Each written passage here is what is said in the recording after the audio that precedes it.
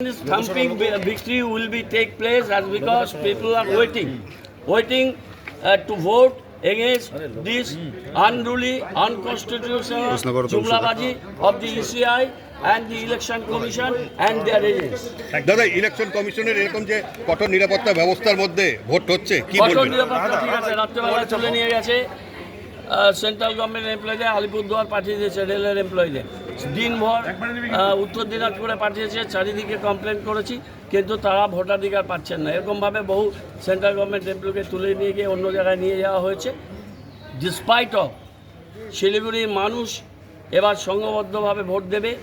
এদের এই অনতান্ত্রিক স্বৈরতান্ত্রিক এসআইআর করার, গ্যাসের লাইনে দাঁড় করিয়ে দেওয়া এবং ভোট প্রক্রিয়ায় যেভাবে নক্কারজনক কাজ বিজেপি করেছে, পুরো র্যানসাম করেছে, ফ্ল্যাগ, ফেস্টুন, ব্যানার, হোর্ডিং, বাইরে থেকে লোক নিয়ে এসে প্রতিবেশী রাজ্য বিহার থেকে লোক ঢুকিয়ে দিয়েছে। এবং আমরা সমস্ত ধর্মশালা সমস্ত জায়গায় বলছি পুঙ্খানুপুঙ্খভাবে এদেরকে বার করে দিতে হবে।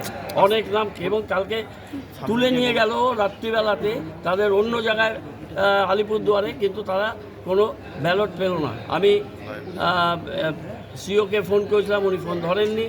সবাইকে কমপ্লেন করা আছে, সব ডকুমেন্টস আমরা পাঠাচ্ছি অভিষেক বন্দ্যোপাধ্যায়ের অফিসে, সুপ্রিম কোর্টে জানিয়ে রাখুক এফিডেভিট ফর্মে।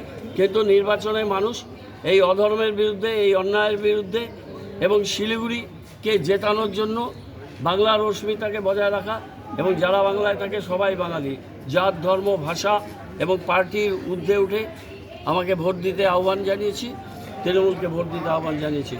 আমি বিশ্বাস করি শিলিগুড়ির মানুষ দুহাত ভরে আশীর্বাদ দেবেন এবং এই সমস্ত অগণতান্ত্রিক অন্যায়ের বিরুদ্ধে রুখে দেওয়া হবে।